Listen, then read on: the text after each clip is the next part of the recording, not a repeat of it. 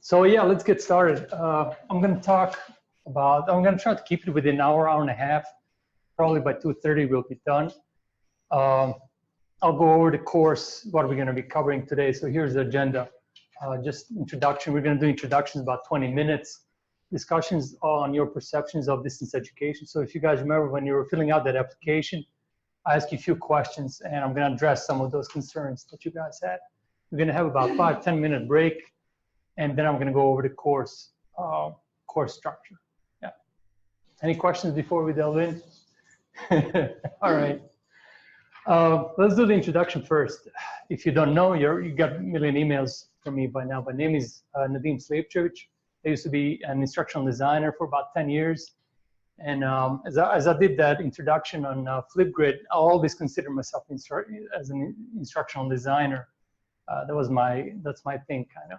But I do faculty PD now. So I've been doing that for about 3-4 years. So and you guys are the 14th cohort. Before that, I was a NATO interpreter. I'm a native of Bosnia and Herzegovina. I worked for NATO, for U.S. forces. I'm a translator for 5 years, and I did a bunch of jobs related and unrelated to what I do today here. But I'm looking forward to meeting all of you and exchanging experiences. Also, I have a 5-year-old. She's about to turn 6, so she's kind of really important to me, right? I do photography on the side. That's my side hustle. I would like to keep it, as a side hustle. I don't want to make it too serious. And that's about it. So we'll start from here. If you want to introduce yourself, state your name, your department, 2 things that are interesting, you want to share with us. Or you can actually go for option 2, which is tell us one thing. No. And we can guess. There's always somebody will. So, but that's open. My name is Lindsay Anderson. I'm in the social work department here, but I also am a social worker at Community Action Council in Lexington. I work with people experiencing homelessness.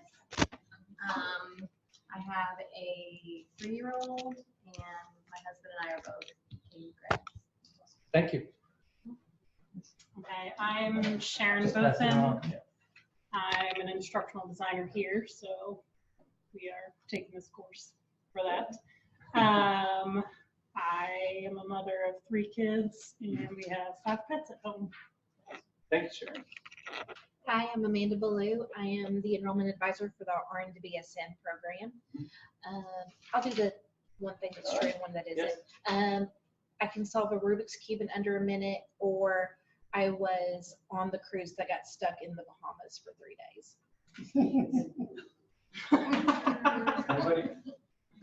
You were not stuck on the cruise. I was stuck on the cruise. The secondary engine had failed, the backup engine, and so the rule was that if the main engine was fine but the backup engine was off, that they could not travel. So they flew us all out. Thing, right?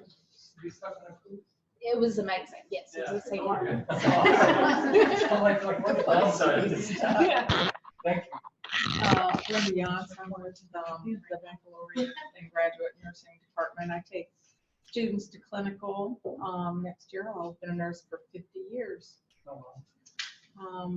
Retired from the Navy, done a variety of things, and I'm here to learn more about this, keep myself marketable. Yeah, absolutely.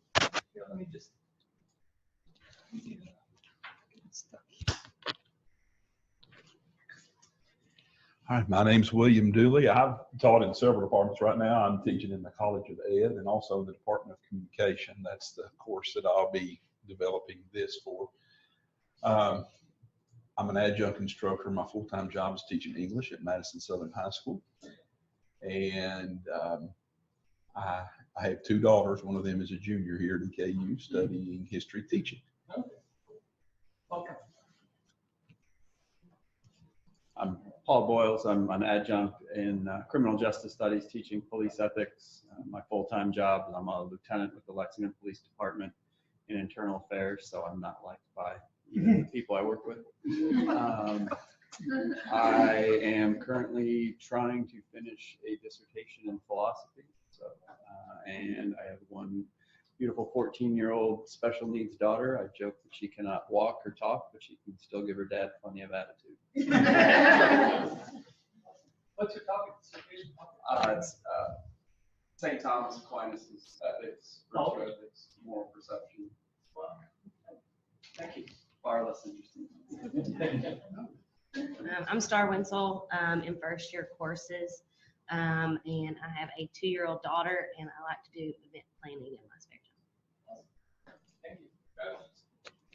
I'm Travis Martin. I'm the administrator in first year courses and adjunct faculty in veteran studies. I have 3 dogs and a garage cat, and I like to play video games in my spare time.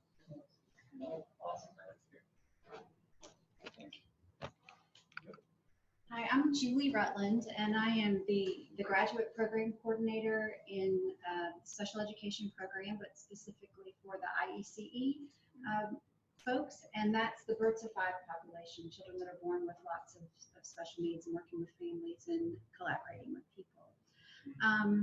I am, let's see, 2 things that I'd like to share about myself. So those of you all that have these little sweet little young ones that you're talking about, I have 4 children in their 20s, and it only gets harder, people. I'm just going to tell you.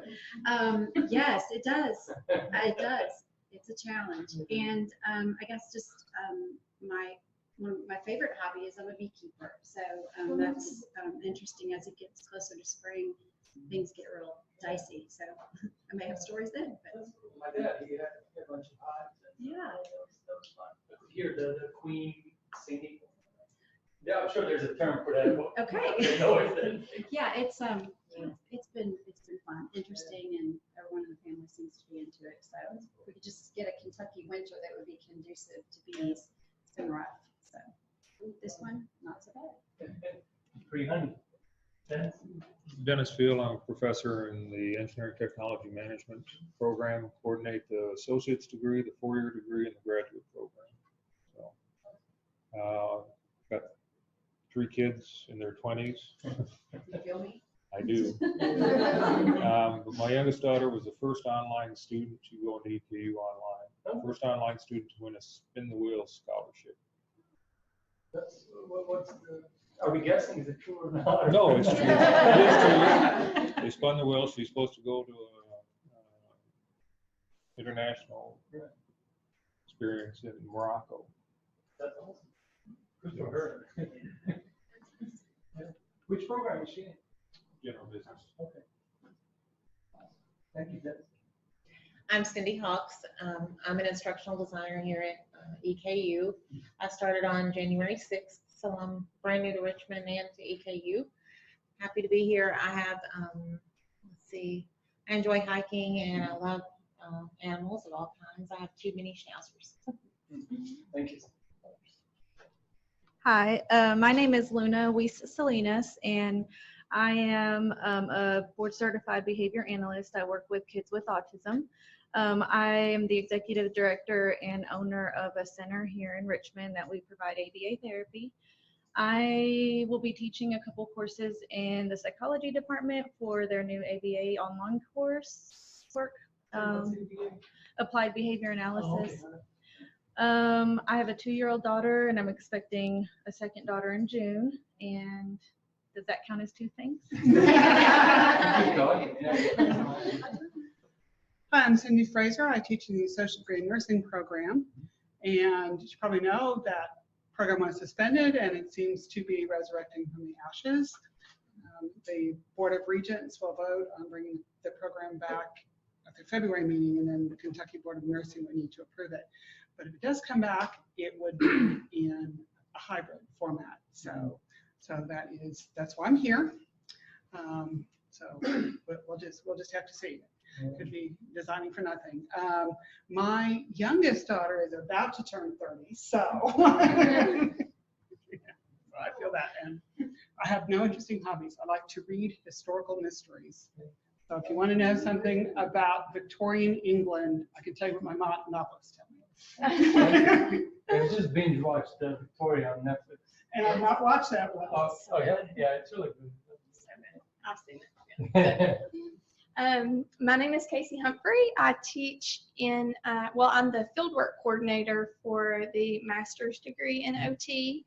So I do all our internships. And then I teach in the doctorate of occupational therapy program, which is entirely an online program. I have 3 children, 1-year-old, 6-year-old, and 8-year-old. And we have 3 dogs and 2 cats, and they keep me busy enough. So hobbies don't really exist. Hi, my name is Michael Hartman. I teach in the computer science department in the Gaming Institute. I've been a professional video game developer for almost 30 years. I did not go into that career the normal way. I went to Georgetown University on a rowing scholarship. I was actually a member of the lightweight rowing U.S. national team for 2 years. Those days are long past. But then I went to law school and briefly practiced law, but I'd started my video game company as a hobby, and I decided instead of spreading misery, I would spread joy. So I also have a technology consulting company, and now I teach here. I have trouble saying no when people ask me to do things. So I tell my kids to keep their options open in school because you never know. You know, my wife also went to law school, and we met on one of the first online games I made. So you never know where life's gonna head you. So just pile up skills and knowledge, and then keep your options open. What's your favorite game of all time? Probably Diablo 2. Okay. Yeah. Any games that you've developed recently that we know of? I mean, we're our oldest. Well, I guess I should have said my claim to fame in the video game industry is I invented the free-to-play business model. So if you hate microtransactions and all that, sorry. My fault. Yeah, 1991 was my first game free-to-play. 1996 my second. That game's still running. I don't think there was another free-to-play game until the 2000s. So I was doing almost 10 years. Wait, text-based stuff? The 1996 one it's a text role play required online game still running to this day. Those are fun. Yeah, it's really absolutely. That's the one I met my wife on. So. Yeah. So wait, are you admitting you're the guy who invented microtransactions? Yes, that's me. That's you. That's totally me. Wow. Yeah. Of course, the way we do it is far I less. have to remember. What's your name? That's my But if you ever check out our games, it's not printed. We don't do loot boxes. Actually, one of the classes I'm going to teach next semester is all about the loot boxes, the ethics of loot boxes. Yeah. But yeah, I mean, it can be done in a very positive way. Yeah. It's always everything's always somebody's fault, right? Yeah. Hey everyone, I'm Jordan Dawes. I am an instructional designer here at EKU. Before coming to EKU, I was an elementary teacher. So I spent some time in the classroom teaching 1st and 2nd grade. And now I work here with the College of Education pretty much exclusively. So I have a puppy. Well, she's not a puppy. She's 2 now, but she'll always be a puppy in my heart. Her name is Millie, and she's a miniature golden doodle. So if you ever email me, you'll see a picture of her pop up. And I live in Lexington and moved there last June. So exciting. Just want to say that here we have instructional designers, and they're going to be helping out through the course. And they're going to be helping out with planning media projects. So more on that, you'll hear later. You'll get some email from me. Yes. Vicky Sakura. I work primarily with the paralegal program, Master's in Public Administration, and then Political Science, the undergraduate work there, as well as a number of general education courses. I live here in Richmond, Kentucky, and I started probably like a year and 4 months ago. So I'm not one of the newer faces, but I still feel new. Yeah. Hi there, Chris Daniel. I work exclusively with graduate nursing faculty. That's family nurse practitioners, psychiatric mental health nursing, and the doctor of nursing practice. Fine bunch of professionals. They won a Catalyst Award, International Award last year for their work in the family nurse practitioner program. I was a IT desktop support manager in a former life, and also a former mutter. So we got a lot to talk about, I guess. And I've got a standard poodle. I never thought I'd like standard poodles, and now I really like them. Hi, I'm Esther Tattershaw. I'm an instructional designer. Before I came to EKU, I was producing educational media with a PBS affiliate in Lexington, Kentucky Educational Television. I did multimedia and instructional resources for K through 12 and teacher professional development with the Kentucky Department of Education. Been doing instructional design for about 6 years now. I have 2 teenage sons, which means I spend a lot of time at the grocery. So if you're there, give me a nod. And we have one golden retriever mix who is the only mammal happy to see me when I get home. My name is Stephen Shisley. I'm an instructional designer too. I work with the RN to BSN and the occupational therapy. Before coming to EKU, I moved here in August, or I can't remember, I think it was June. I moved here last year in June to work here from Southern California. I grew up in the San Fernando Valley, so my claim to fame is I'm a Valley boy. You know, have you ever heard of that, Valley boy? People have heard of Valley boys, I think. Before coming here, I was a religion professor, California Lutheran University. I always want to do the one thing that's false, but I can't. It's going to be painfully obvious which one's false right now. But I've always wanted to meet the guy who did microtransactions. So he's a win. Yeah. So I'm pretty happy I got to meet you. Thank you all for introductions.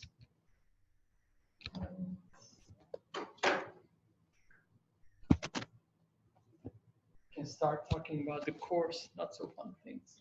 But I'm glad you guys get to meet each other. I mean, you're going to be working together in the next 8 weeks. You're going to be discussing things and discussion boards, sharing experiences. And obviously you come from different disciplines. So you're going to be, whatever you do in this class is going to be done from that discipline perspective. And then, there'll be some cross-pollination and exchange of ideas. So it's good, it's variety is good. Right? So let's go over the course itself. For next about 10-15 minutes, I don't want to harp on this too much, but I'm just going to address some of the issues that you guys, when you're completing that application, I ask you a few questions, and I'm just going to go through these 5 things. How many years I've been teaching online, your online knowledge, things like that. Top 3 expectations, what do you want to learn here? What don't you find not appealing in online? And what your biggest fear and least favorite part about online teaching? So this is just demographic stuff. I like to kind of collect data and compare it, see if there's any correlations here. On the left side, you see 2016 cohort, so 4 years, almost 4 years. And you guys are on the right. So there's a 20 of you. It's not 16. So I did this a couple of years ago and 4 of you signed up. So there's 20 of you. It's kind of similar, right? 80 to 82% of you are novices who've been teaching online under 5 years. So you guys are at the right place here. And this is a kind of plot for every cohort starting fall 2016. In 2017, what happened here, I think we had a new online program that came in and a bunch of faculty came in who never taught online. So that's the spike. And you guys are on the end here. There's a little bit downward trend there. So looking at this one, teaching knowledge, how would you categorize your online teaching knowledge? And that kind of similar here to 2016. You guys are on the right here. There's no experts in this group. There's no experts back then. There's rarely any. Honestly, like maybe 1 or 2 people that I've seen that goes through this program consider themselves as experts. But that's a nice mix. And here's the data kind of graphed. 2017, there's a little outlier, and even spring and summer were outliers. And these are both charts side by side. So you guys are a little, it's a little oddity.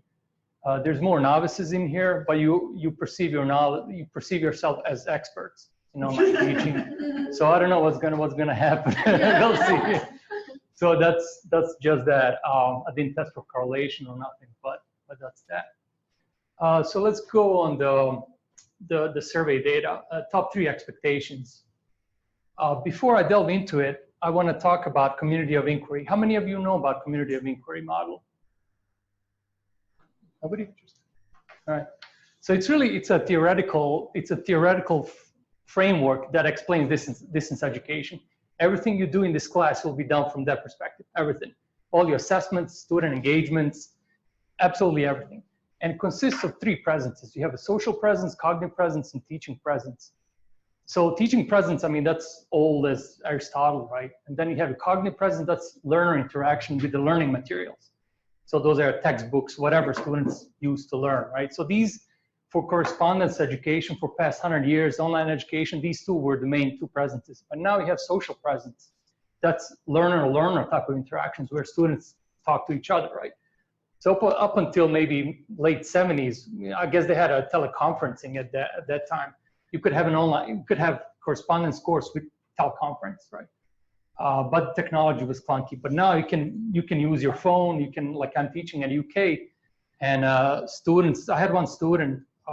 He was driving and he was just listening in, and he was using Zoom like we're doing it right now, and there was no issues. He could participate. You know, I told him obviously not to participate, not to talk.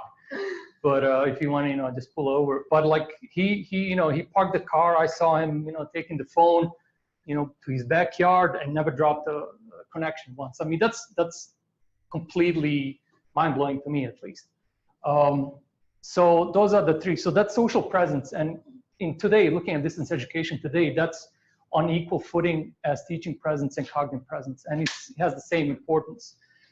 Just to summarize this, if you want to have a good online course, you should have all 3 presences. If you don't, you may have a training or some variation of that. So yeah, there's obviously time and place for student presence, for learner-learner interactions, but if you're teaching undergrad or graduate online, you really gotta have them.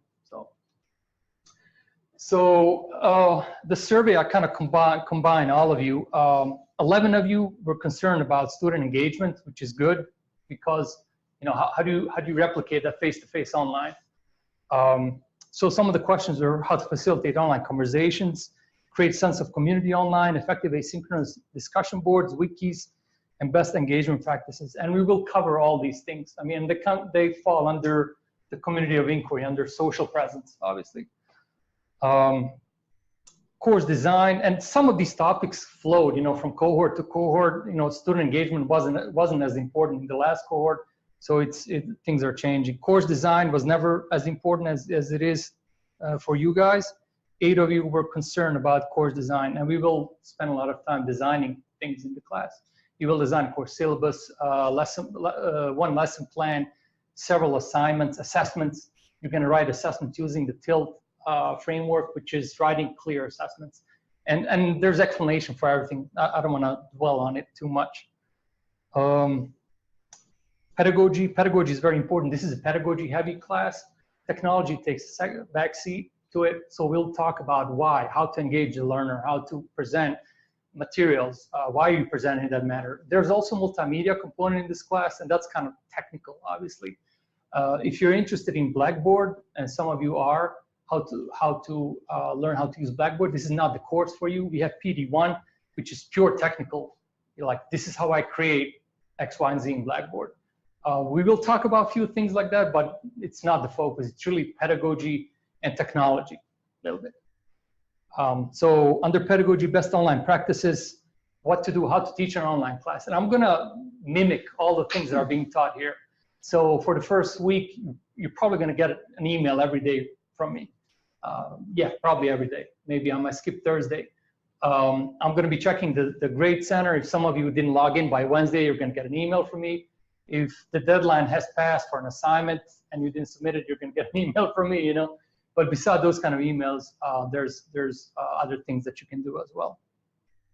Course rigor and quality learning. And I already spoke to some of you. Online and face-to-face, they're about equal. Like there are some things that face-to-face class is good at, where online can do as well, where there are some things that online is really good, where face-to-face cannot do. But hybrid is really the best. So what we're doing here is kind of hybrid.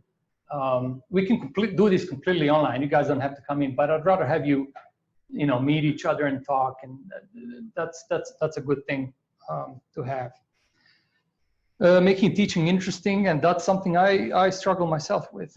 That's ensure learning happens. Feedback strategy, so assessment and feedback, and I'll demonstrate different types of feedback in this class. So for module 2, when you guys are doing lesson plan and syllabus, I'll use screencasting feedback.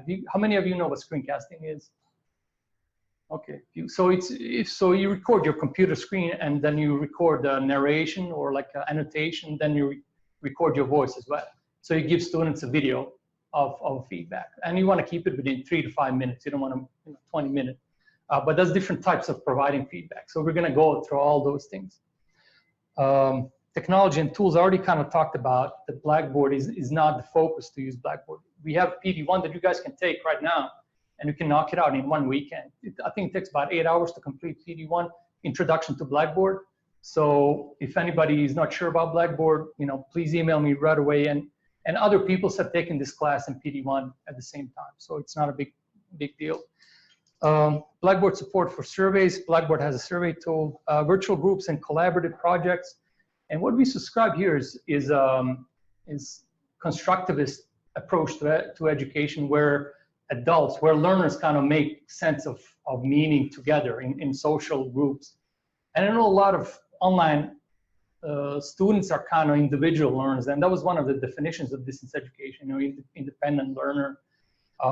But with constructivism, if you do it right, you can have really powerful learning outcomes, and that you can have group work, you can have these collaborative projects, all sorts of things. Foreign language apps, and Ava is not with us here today, but we have a voice thread. We have Flipgrid. That's the latest app that we kind of discovered, and you guys are going to introduce yourself using Flipgrid, which is owned by Microsoft now. And it's free, and it's really amazing for student engagement. So that's that. Assessment is very important, and how to create assessment in online classes. Traditionally, I tend to discourage midterm and final types of assessments, the summative kind of stuff, terminal assessments, where there's no time for students to reflect and make corrections, right? So they just cause an anxiety. Obviously, there's time and place for them, like finance, I think, a few other places, nursing as well. But in many other areas, you can do project-based assessment, which students do pick a concept and work on a project for duration of a semester on their own or in group, and they have a final deliverable, right? They're going to learn much more, and they're going to appreciate much more than multiple choice exams. But then again, there's time for them as well. But yes and no on discussion boards, and people usually hate discussion boards, and I'm with you. There was just a meme a couple days ago about discussion board. Instructor asks, "Is the sky blue?" and the student one says, "Yeah, the sky is blue, except when there's a sunrise or something." And the student two, "Yes, I like your observation, on the sunset." So I mean, that's the traditional problem with discussion boards. But if you look at the Bloom's taxonomy, a lot of those problems kind of stem from lower level of Bloom's taxonomy, when your questions are fact-based, or if there's a definite answer. If you kind of think, if you frame your discussion board questions on a higher level, like where students evaluate something where there's really no right answer, right? Where it's just, and you string several questions, you can have pretty good discussion board. They still not going to be liked by your students. People don't like discussion boards. But I suspect, you have to use critical thinking with discussion boards, and it's hard work. And whatever you write, it stays there forever, and everybody will judge you for it, right? So you really have to be, you have to be on your top game and to write something coherent, because you're going to be held accountable. Where in classroom, you can say whatever, and everybody has to speak in discussion boards. So if you have a quiet student in a face-to-face classroom, they may never speak. They'll flourish online. So there's pros and cons for it, but I don't want to spend too much time on that. And plagiarism and cheating, two of you had major concerns about that, and I'm glad. That is a big problem for online and face-to-face education as well. I was just reading an article. I'm going to forward it to you. There was an article about they're called shadow scholars, where there's these companies, and you can pay somebody to write an essay for you, even if you're using assessments that's not terminal, that's not multiple choice kind of stuff. Somebody will write you an essay for $100, $200. And now those services are being outsourced to other countries, so it's even cheaper now. So and what are the implications for distance education when it comes to that? We'll talk about that in module 7. What do you find not appealing about teaching online? So this is the last part, I think. Yeah. Lack of direct face-to-face communication with students, and I completely understand. Many of you haven't been trained in how to teach online, but that's why we're here. And then you can do a lot with online. With Zoom, for example, we don't have anybody online. But in the previous sessions, we would have like maybe 4 or 5 of you who were online, and they would participate, and I would ask them, hey, Mary, what do you think about this? And they would chime in and kind of spend that. You can bring in online and face-to-face. But if you, with some practice and with technologies like Zoom, even Collaborate is pretty good. Collaborate is a part of a Blackboard, is a tool for conferencing, pretty much. It's not as good as Zoom. If you can get a copy of Zoom, it's much nicer. But if you can, Collaborate is good. You can use Skype as well. But those are some tools that you can use to bring in students, And the connection speeds are faster. Like as I told you, that example with the student who was participating in a class with their phone, they never drop their video feed. So building community online, we'll spend a lot of time discussing that. Time required for online teaching. I'm not going to sugarcoat it. It's more time to teach online than face-to-face. You can wing it in face-to-face. You can just come to the class. Oh, I'm going to talk about this, and you can just talk about it, right? Hour and a half, 2 hours. Online, you have to plan everything in advance. All your course, everything you're going to be teaching has to be done and ready before you start teaching. Otherwise, you're going to have bad time. Your students will notice it. You'll get emails. Everybody's going to be upset. So that's one difference.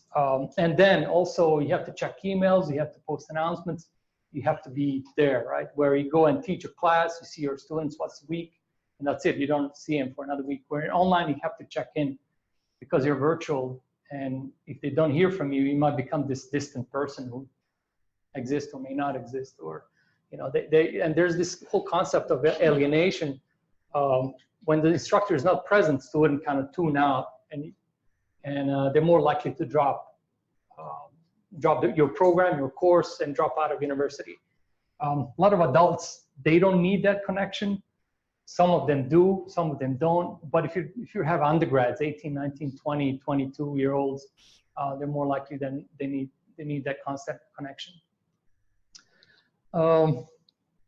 Assignment, assessment, design, and control. Yeah, and we'll talk about the different types of assessments and all that. Any questions before I kind of delve in?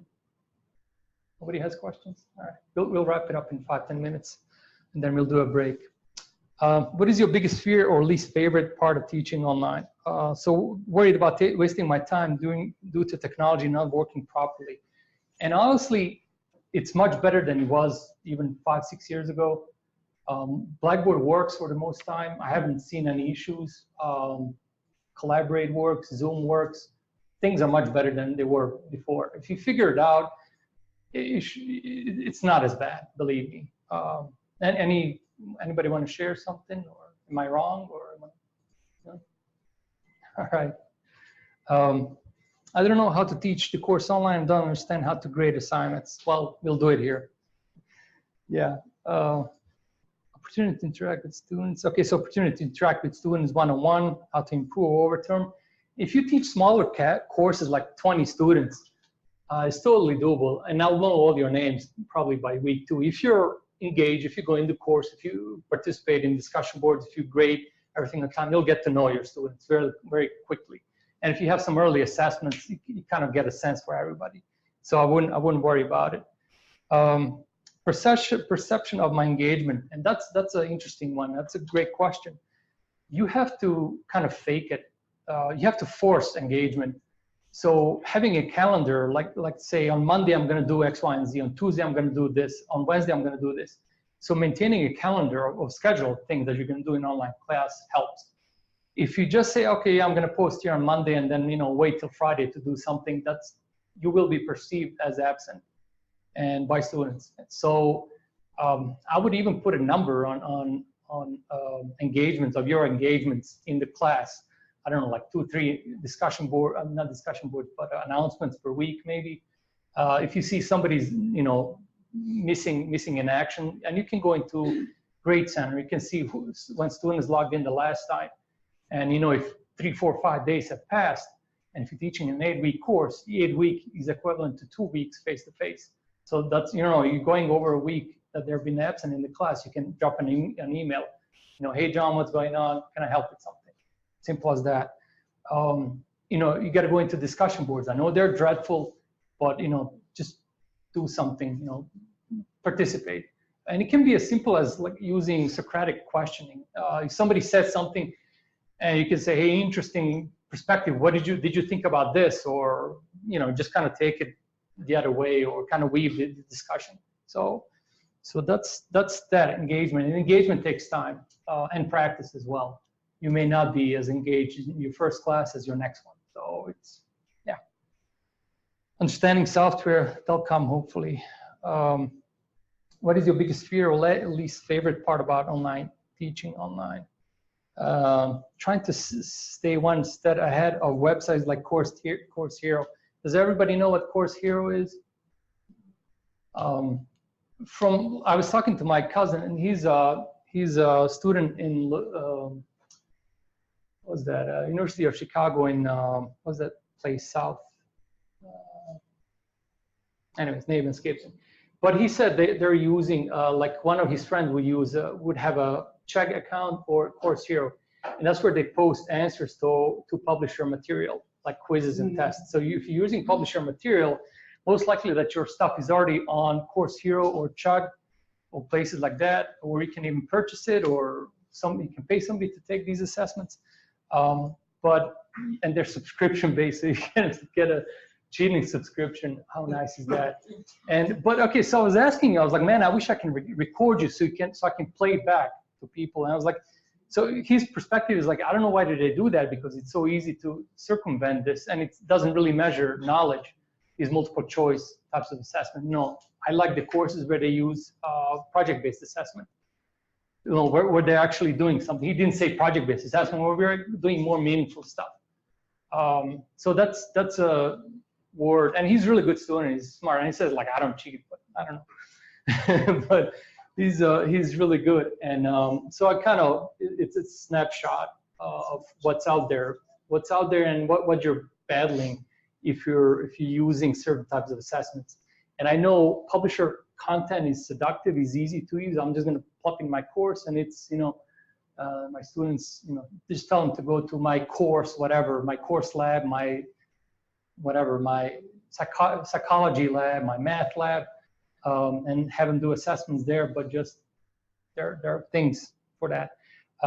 So my answer is project-based assessment and more meaningful engagement with your students, even one-on-one conversations. We do asynchronous online education here at EKU, which is anytime, anywhere, and everybody's doing that. But I'll tell you what, at UK, they're strongly recommending that we have at least 3 synchronous sessions, like 3 Zoom sessions. And if you do decide to have them at 3 o'clock, have them like, I have mine at 8 o'clock. I have courses at 7 o'clock at night. Once people come home, they eat their dinner, they feed their kids, they can go and be present at the lecture. And that some of the best student feedback I heard was from courses that require these live sessions. So that's something else to think about. If you want to talk to your students, you can schedule these sessions, and you can not make them mandatory. So if somebody cannot attend, you can record them and you can post them in the course, and students can listen in. I mean, it's beautiful what you can do now. There's really your imagination is the only limitation. So, all right, let's just wrap this up. Relationship with students, not developing relationship with students. You'll get the hang of it, and you'll see, like through my engagements in the class, we will have some sort of relationship by week 3. You'll hear from me. You kind of know what I do. I'll know what you do. I'll grade you based on your assessments, and you'll be fine. Sometimes students do the bare minimum and fail to engage with others. Yeah. But that's yeah. All right. And before we do a break, I did a case study. I'm getting ready to publish this. So there's an end of the course survey that when you're teaching in face-to-face and online. All your students get that end of the course survey. So I identified 28 faculty who took PD2 course, and we found 28 of them taught the same class 1 year before PD2 taking this class and 1 year after taking PD2 class. So we had about 546 surveys for their pre-PD2 and 301 student survey after they completed the survey. And the survey has 3 components: course design, course instruction, and instructor engagement. So we ran a pair t-test, and we found significance for course design and course instruction. So you can say by the time you guys take this class, you will be a better course designers or instructional designers. And I don't want to go into what comprises that section. And then, of course, you'll be better course instructors. And this is only a sliver, 26 out of 330 graduates. So, but I don't think we'll be able to find any more cases there. The only area that there was no improvement was engagement. There's some difference in means, but there's no statistical improvement. And I'm going to harp on that in the future. So this is kind of an evaluation of the program, this program itself. So we'll kind of focus on engagement. And there's many factors that go into instructor engagement. I mean, there's so many different things. The survey, the only one question dealt with the engagement. So that was kind of, we probably need more data to figure out why. Any questions so far? Yes? Regarding the real-time engagement piece that you're talking about, is this a reasonable expectation on my environment? Yeah, absolutely. Cumberland is mandating online one meeting a week, and students expect it and they love it, honestly. But then again, if somebody's working, don't do it at 3 o'clock in the afternoon. Or yeah, I just wonder how you have, especially if you're in a large class of multiple facilitators. Yeah. Each facilitator can do their own thing. Poll or something to see what time for the students. Yeah, and you're never going to hit everybody. Like if the audience is adults, it would be safe to do it around 6, 7, 8 o'clock at night. Yeah. If they really care about learning, about education, which adults usually do, they'll make an effort to be there. And usually I don't say it's mandatory or not, and nobody ever asks me. They just show up or they don't show up. Most of them, yeah. I only had one class where like 1 or 2 people showed up, but usually everybody shows up. They think it's implied. I've never tried it. I've asked other online teachers, and they said that they got really hard in the course evaluation because of it. Don't make it mandatory. And who cares? We'll we'll attend. And then if they can't attend, they can watch the video. And you can put it on YouTube and see how many people watched it. Obviously, you can get analytics and get a sense of it. So yeah. Any other questions? All right, let's do a break, like 5 minutes. I'm sorry it's so hot in here. Appreciate you guys are not wanting to sleep.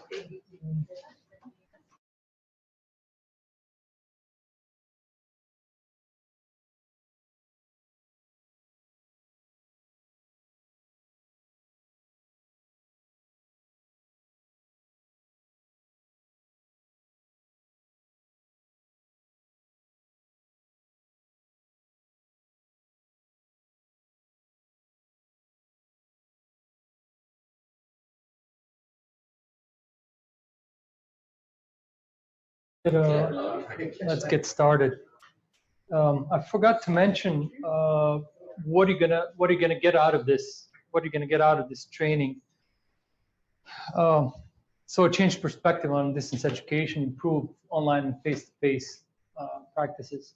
And I heard that a lot. Like when you guys once you complete the course and when you do the course survey, a lot of you said that you improve your face-to-face practices, which is nice, right? And also improve workflows and save time. And there's a pedagogical, technical, and instructional design knowledge needed to teach online. Put a little there's caveats. Technical, this course is not focused on technology.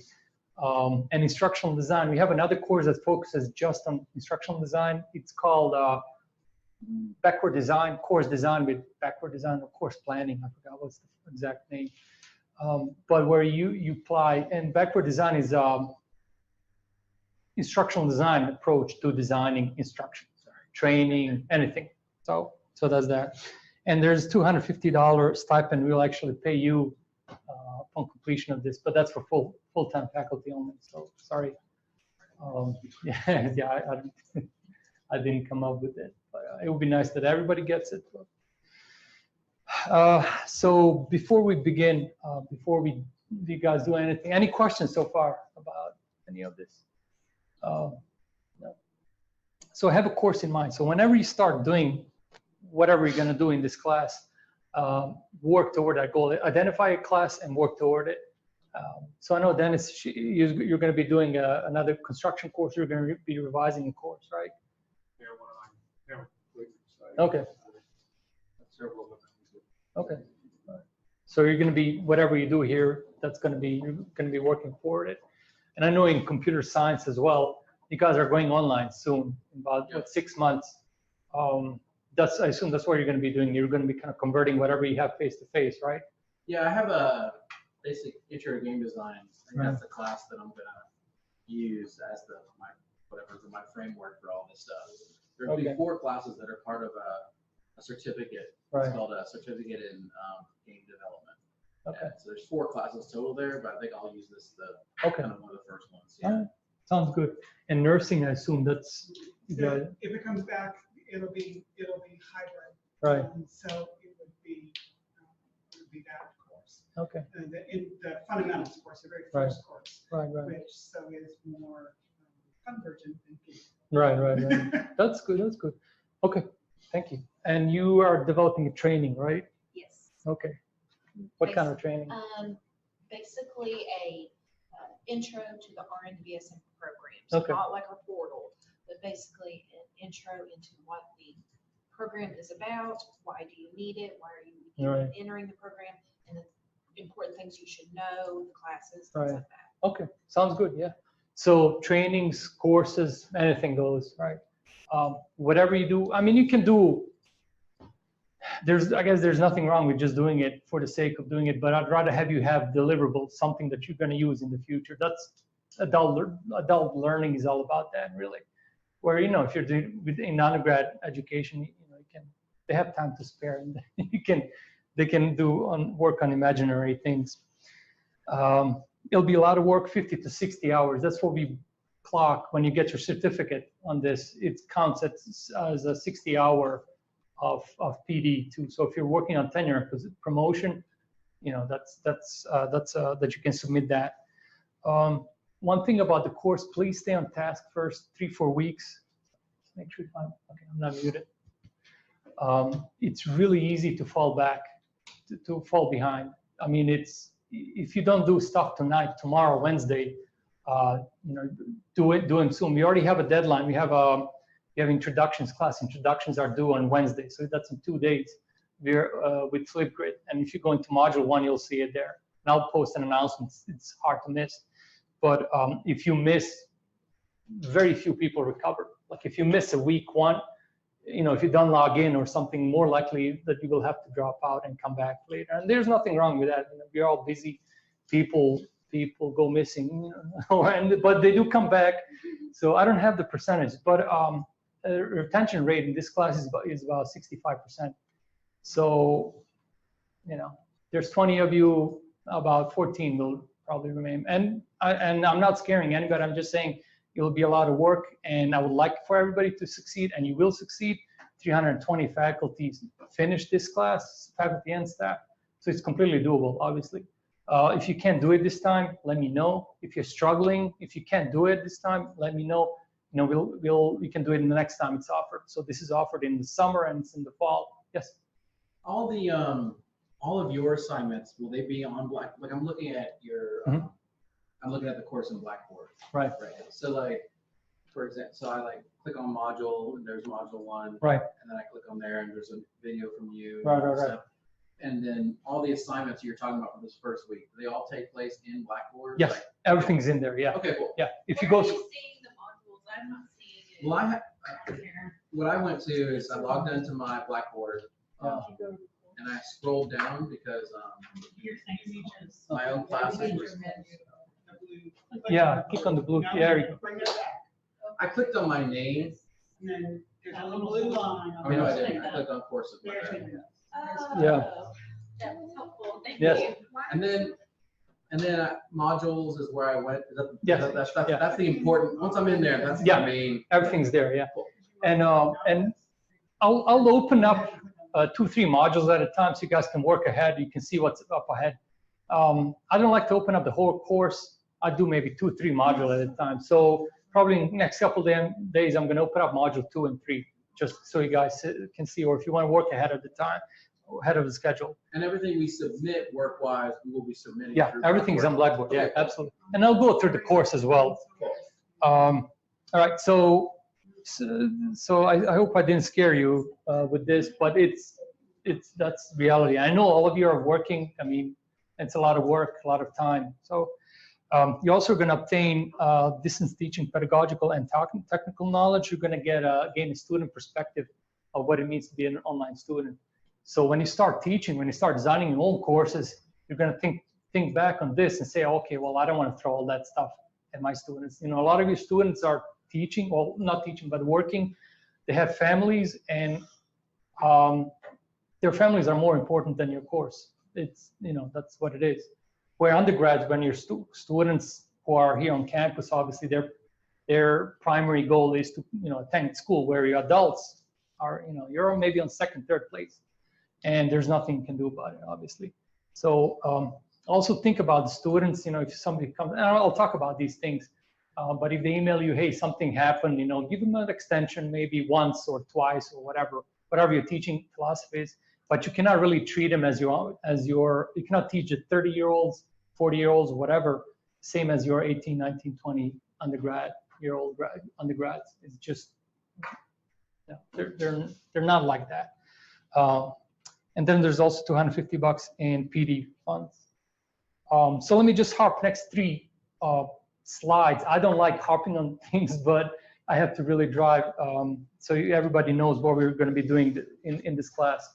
So what are you going to be covering? What are you going to be learning about? How to teach online, presence, create social presence, social and teaching presence, kind of cognitive presence. That's your learner content type of interaction. Almost comes naturally. You know, if you provide them with learning materials, that's that, and variety of learning materials. But you know, how to be present in the class, and how to engage student-student interactions or instructor-student interactions, right? So that's that. Using technology appropriately. So not just picking technology for the sake of it, but using the right technology for the right job, obviously. And then providing timely and meaningful feedback. And timely and meaningful, those are 2 things super important. If the feedback is not timely, it becomes irrelevant, right? So if somebody submits something, for example, an assignment like a paper, for example, in module 2, and students submit paper in module 2, and you wait for 3 weeks to give them feedback, right? And then, you know, the feedback is like, well, you should be a better writer, or, you know, use APA. Well, 3 weeks are already passed, and they're probably working on other assignments. So that's the example of a late feedback, and becomes irrelevant if it's too late, obviously. They cannot make changes. So timeliness and meaningful feedback is, if you say good job to everything, adult learners want to know why did they do, how they can improve. I mean, that's the best learner, to me at least. I love working with adult learners because they do meaningful things, and then you provide them with feedback how they can improve it, and you know this is the place where they make mistakes. Creating online syllabi, assignments, rubrics, all that. That's part of that. And there's creating a media project. I already mentioned that. So instructional designers who all left conveniently, they're going to be helping. You're going to be assigned to one instructional designer, and you're going to work on your media project starting in module 3 on Friday. So in 3 weeks from now, we're going to meet again. That's going to be our second meeting, and you're going to start working with instructional designers on your final media project. It can be anything. It can be introductory video, lesson video, training module, like interactive stuff, anything goes. We had augmented reality, we have videos, we had, and I'll show you the website. We have a lot of examples that you guys can get ideas from. So what you're not going to be learning about technical details of using various technologies in online classroom using a Blackboard app. So we're not going to focus on technology, how to use technology. So here's an example, how to create an online presence using blogs, wikis, and discussion boards, but we're not going to cover how to create a quiz. It consists of essays, That's technical, that's PD1. So that's how to do things in Blackboard. So that's distinction. Yeah.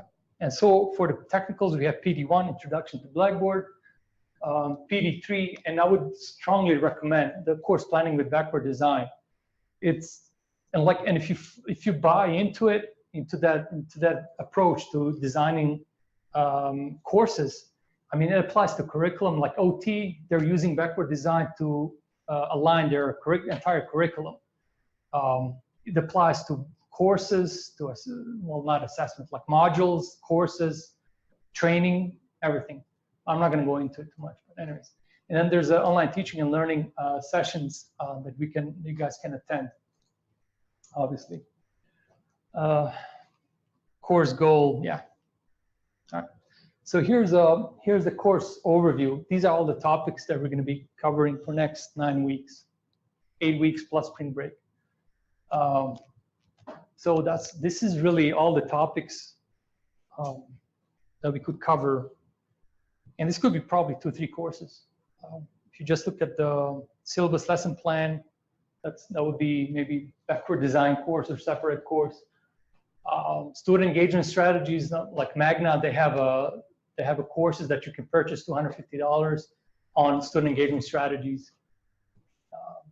Quality Matters. How many of you know about Quality Matters? Okay, all right, a few of you. That's a rubric that's out of Maryland. It's a nonprofit. We use that to evaluate course quality, course design, really. So these are all things, and I'm gonna talk about each one. I'll go through the modules itself. So in module 1, as you already know, the COI already kind of explained that, what it means to have cognitive teaching and social present there. So there'll be some reading about that. Designing engaging pedagogically sound discussion boards. So in module 1, the first assessment is to design discussion board questions.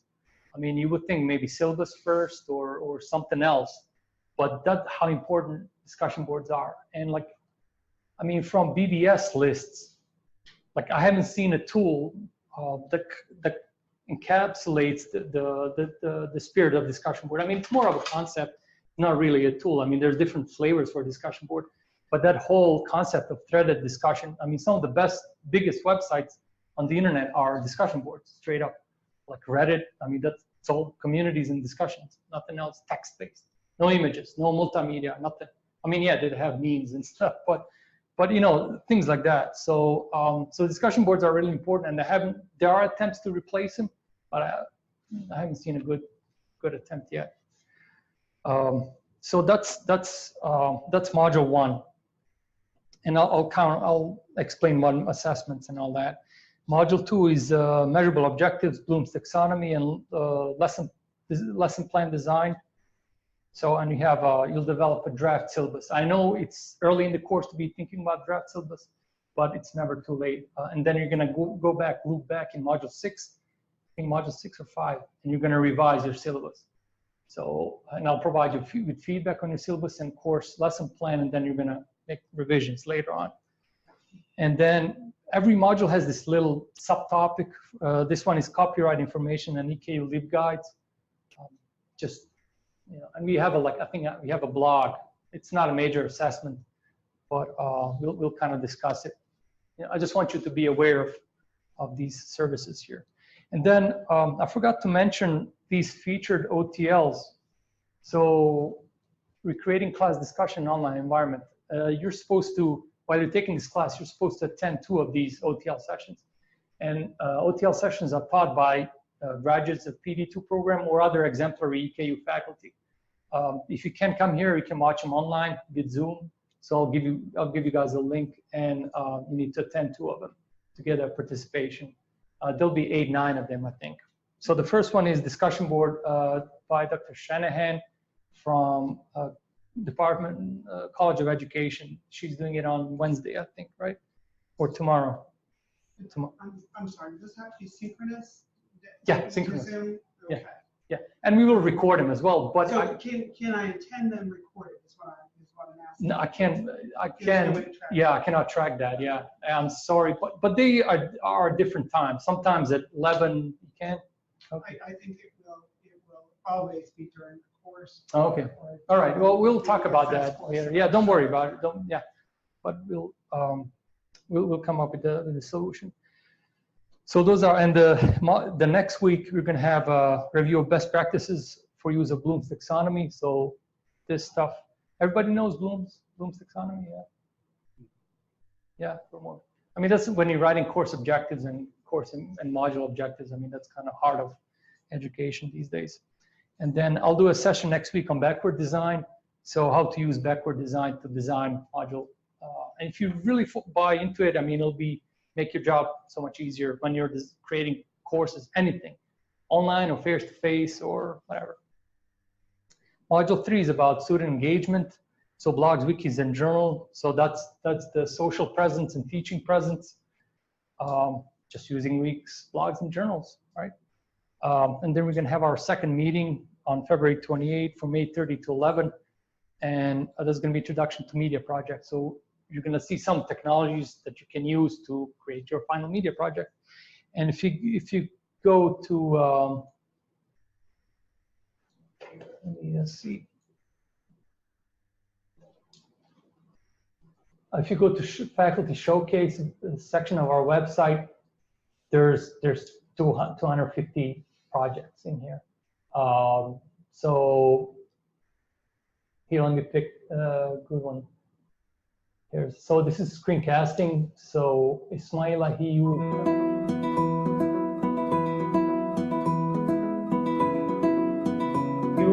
this. Hello and welcome. This exercise is going to give you 3 shy, but it's a oops, I didn't close it. It's a introduction to is in HR. Okay. And so that's one example, for example. Let me see. Oh, here's a good one. Dr. Jack here on location at, you guessed it, the supermarket. I'm here today to talk to you about your wiki assignment, the Supermarket Challenge. Now I know what you're thinking, that Frederick Bauer, and to boost their brain power. And this was done in-house in the studio, and we have 2 multimedia producers that are going to help you with this. If you choose to do a video, like a studio production video, they'll help you with that. So that's that. So that's introduction to the media project. It can be anything. It can be multimedia. Depends on how comfortable with technology you are. Yes. In each module, you always have a featured OTL. Mm-hmm. Are those always going to be like synchronous required? Yeah. Okay, so and are there multiple options? Like just like for example, like this one being February 26th. Mm-hmm. Like, what's going to happen if there is a conflict? You know what I'm saying? Like, you know, like for us adjuncts, we have you know full-time jobs outside. I know, I understand. And then the teachers here, they might have courses they can play. Yeah. How do we? They're not meant. You can pick 2 out of 8 or 9. Oh, okay. So yeah, there's more of it. Okay. They're not. So even though this one just says there's only 1 in this module. Yeah. There's actually more. Okay. Well, in the subsequent weeks, yeah. So you don't have to. It's not that you have to do every module OTL. No. You just need to do a couple on all the modules. 2 in the entire course. Yeah, 2. Sorry, yeah. Oh, okay, yeah. So this one is module 2 is and there are different times. And the point is that you want us to experience what those OTLs are like, not necessarily each one's specific. Yeah, absolutely. Yeah. And pick what interests you, right? Right. Will we have a list of these? Yeah. They're in the course. Okay, good. I just need to try to plan time. Yeah, each module has a list, and I'll send you guys notifications, so don't worry about it. And you can watch recordings and all that. Module 4, that's so first week of media project. So we're going to be working with instructional designers. The topic is student engagement strategies, online learning. So a lot of readings about that. And there'll be, I think, discussion board. And then we have Dr. Winslow talking about critical reading in e-text, social annotation. And that's pretty interesting. I think it's brilliant. I didn't really understand what it meant, but it's social annotation of a textbook. So let's say you have a chapter reading and you upload it to this, I forgot what's the name of the tool. So you upload it and students can read it together and they can highlight and ask questions. So you can have like a mini discussion on the textbook. So just think about where that can go or can go, maybe, I don't know, it's up to students, right? But there's different whole new types of interaction that you can have with your students. And then maybe you can go into that textbook and maybe answer questions or record a video. Okay, so a lot of you didn't understand this concept. So I mean, that completely expands. So reading a textbook is a group effort now. You know, it's like constructivism, making meaning together. I mean, that's. I'm really curious to see where it goes and you know what's the interest or you know. So that'll be interesting as well. Then there's a spring break. Nothing. So the module 4 will be 2 weeks, I think. Module 5. So continue working with instructional designers, and we're going to talk about quality matters. And a few of you are already QM certified. I know Travis, he got QM certified. He liked me so much that you came back. No, he didn't. But you're not going to do QM. It'll be just a slight exercise, like a blog kind of assignment. Just so I want you to be aware of quality matter and how we use it here. But pretty much a summary, if you're developing an online class for eCampus, once you're developing course, you have to go through QM review, internal review, not official. Official QM reviews last for 2 months. They cost $1,000.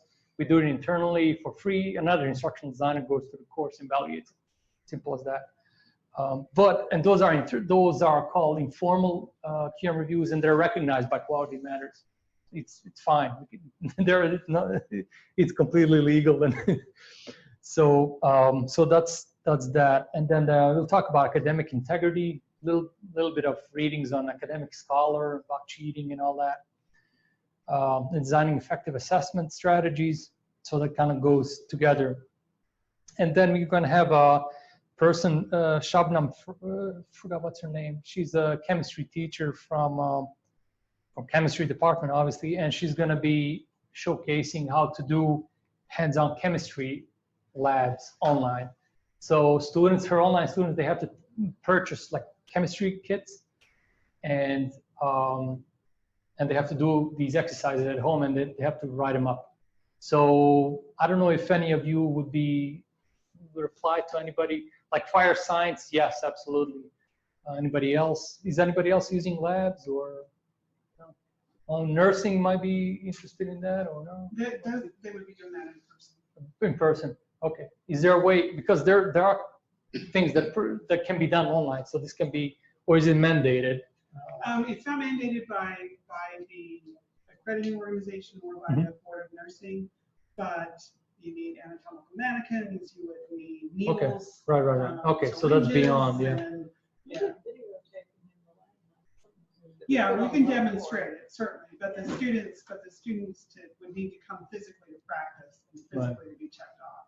Okay. All right, so that's that. Module 6, principles of good teaching, best teaching practices, and that's kind of catch-all topic. I mean, it has everything in there. And then providing high-quality feedback on student work. By this time in the course, you'll get a variety of different types of feedback from me, from video to comments to annotated stuff. If you're not familiar, I'm just going to demonstrate what you can do online. Rubrics, using rubrics as well, then polling and survey, and then we're going to do design and use of in-basket exercises for experiential learning. And I don't know what that is about, honestly. I know the instructor is amazing, but I kind of forgot what is he going to do that in this OTL. And then you're in module 7, you're wrapping up your media project. We'll talk about the nature of distance education students. So who are your students? Who are these adult learners? Some of you may not even need that. You already know, your audience.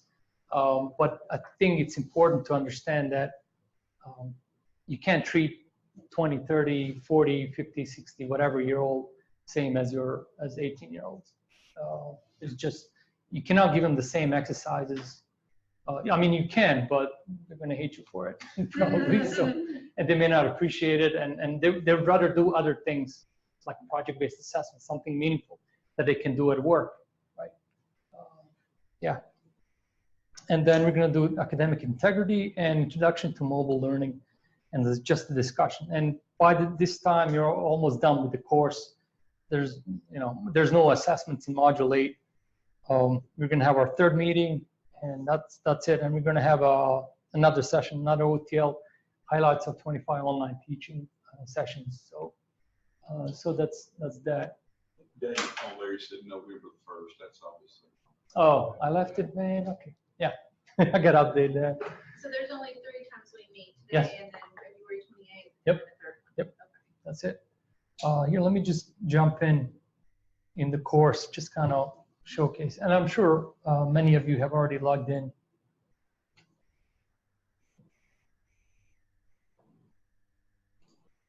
Grade Center, the best quiz sheet for the days. Yeah. Those are all accurate. There's a few more places for that. I would say, yeah, I would say Grade Center, yeah. Yeah. I don't want to go in because you're already in there, but here, so yeah, It question. doesn't look like my course is fully open on Blackboard. You see that? She doesn't have the full menu. I can see your syllabus and but nothing else. Let me check after this, yeah. So these are the modules, everything will be here, and they're not available. You don't see them because I didn't make them available, but I will shortly. Here, just the structure of the module, and it's always repeats. Message from me. These are the class introductions with Flipgrid. And Flipgrid, we used to do voice threads, but I love the Flipgrid. And it's you can install it on your phone. You can do this on your phone. Your students can participate on their phone. They don't need a laptop. So you just record a little video like introduction, but just for introductory purpose. And then you can reply and et cetera, et cetera.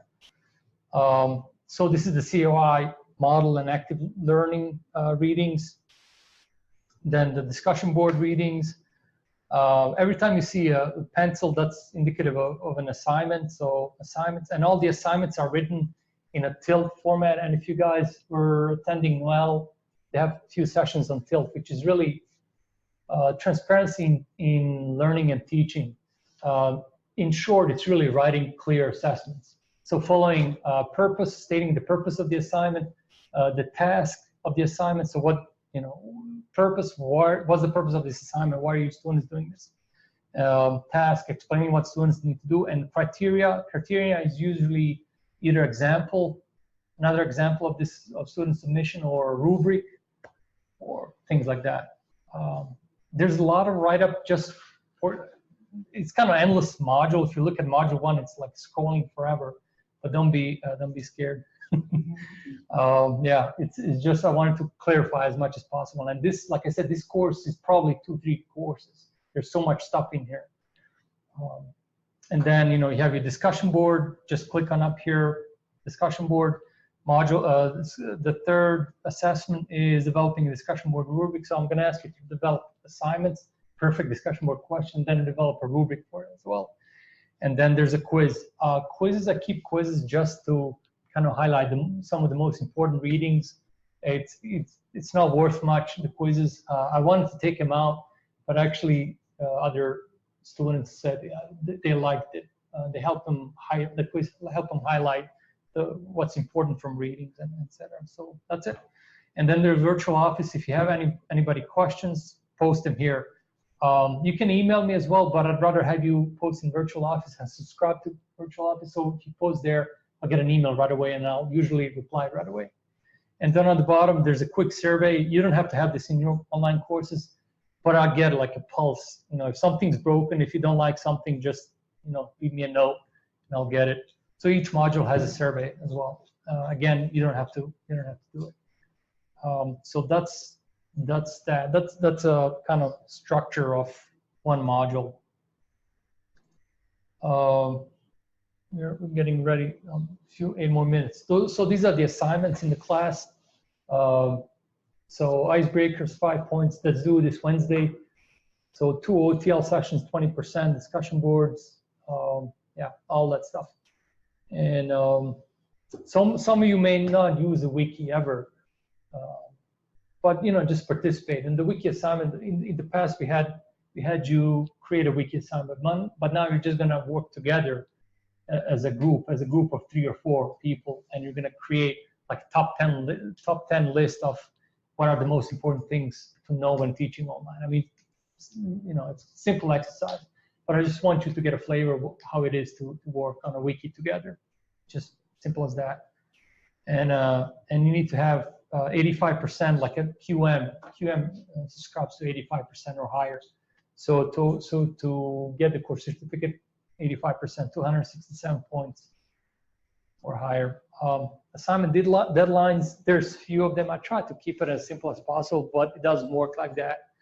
For discussion boards, I like to have first deadline is Thursday, and I would recommend with your students as well. Some people have first deadline as Wednesday, so if I pose a question on Monday, I want first responses by Wednesday or Thursday, just to keep people on task, keep them accountable.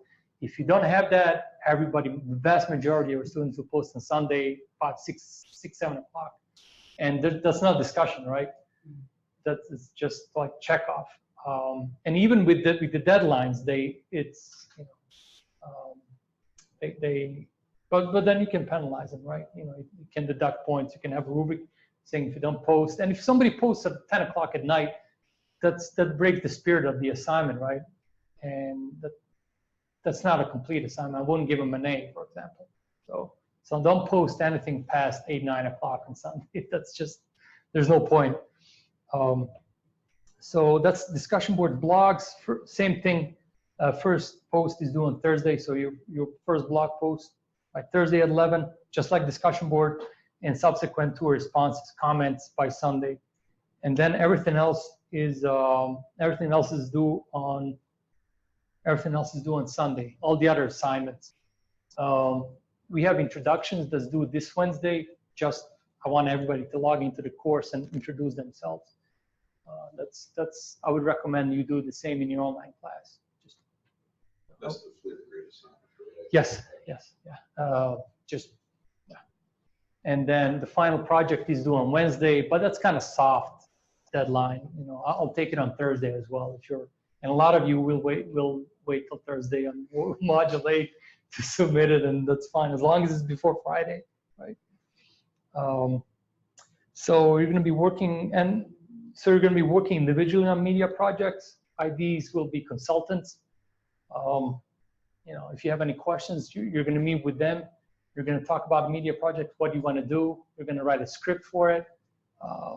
You're going to pick technology. It can be anything. It can be Adobe Captivate. It can be free multimedia tools that are out there. You can use Screencast-O-Matic using your computer, your phone, anything. But just pick one technology that you think you're going to be using in the future for your online teaching practices. It can be anything, how to create course introductions, how to create, course lecture, training, anything. So, and I used to have in Module 7, like instructional design sessions where we will meet for 2 or 3 hours and it'll be completely open. It was the instructional design session where you can bring your course and you can work on it. But there was little interest, so I kind of stopped doing it. So if any of you want to do a session like that, please let me know.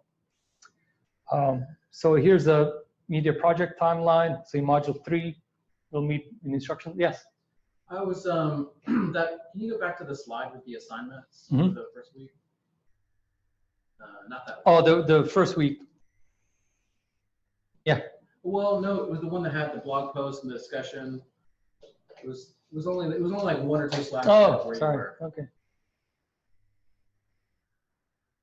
one more. Yeah, that's one. Okay. I don't see anything like that in the modules. Like, where can I find that in like that? You know what I mean? Like, because I want For discussion board, if you go to module 1, if you look at the discussion board. Discussion board one, because that's in one exercise. Right, yeah. So I don't Bottom of the see. syllabus, I don't see. think is what you're looking for. Oh, it's in the syllabus? Yeah, in syllabus. Also, if you. So here's where I am now. Right. So like, and then I see all these, but these are like later assignments. These aren't Yes, week ones. yes. Yep. Okay, so what's the best way for me to find like week one's assignments? Yeah, good syllabus. And like you're in module 1, that's your week 1, yeah.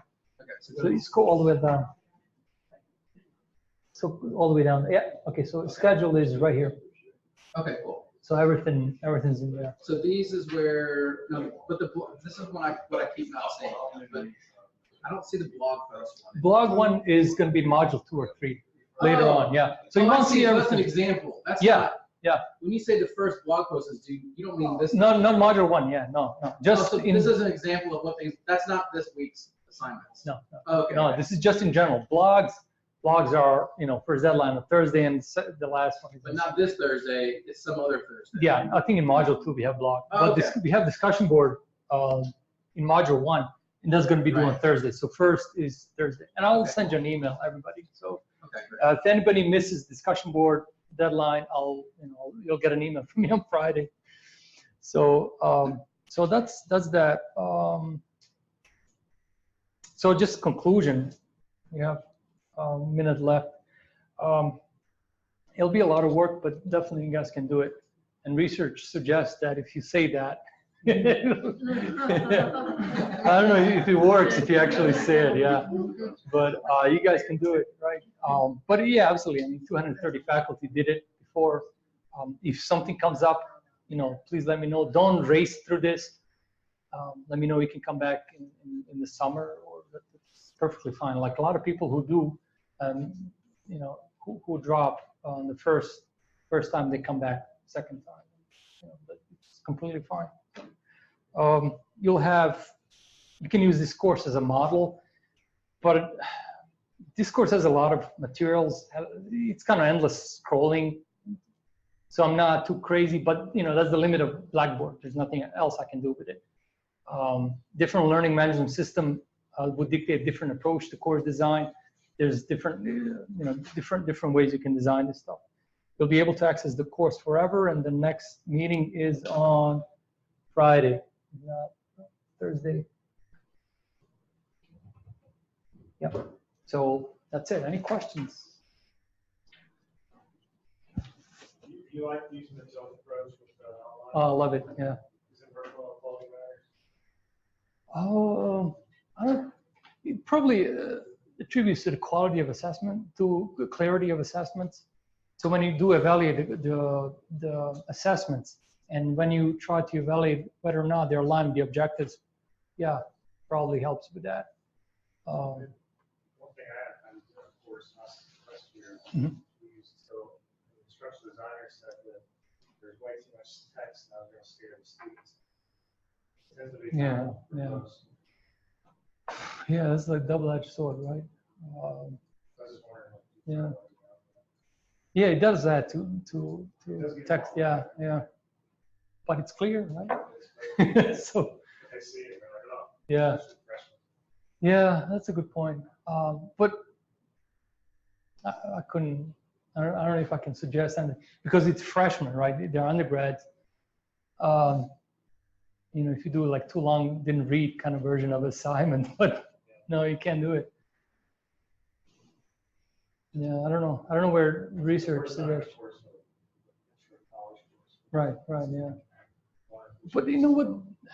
I mean, what the lady, what's her name, Dr. Winklemas, she said that there's a 16% boost in retention rates for undergrads. So that works. So that's something, right?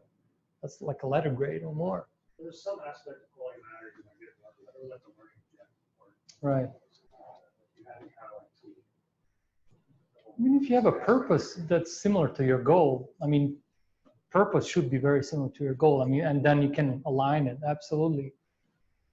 Which your goal is almost like like a purpose statement, just written in a different way, right? So if it is obvious, by the end of this module, students will be able to do X, Y, and Z. And your purpose is, I want you to do this because I want you to be able to do X, Y, and Z because you're going to need it at work or you're going to need it later academic. That's good alignment there. I mean, you can put the goal in the tilt as well, like to demonstrate that, but no. Yeah. You can do that too, yeah. There's many approaches, yeah.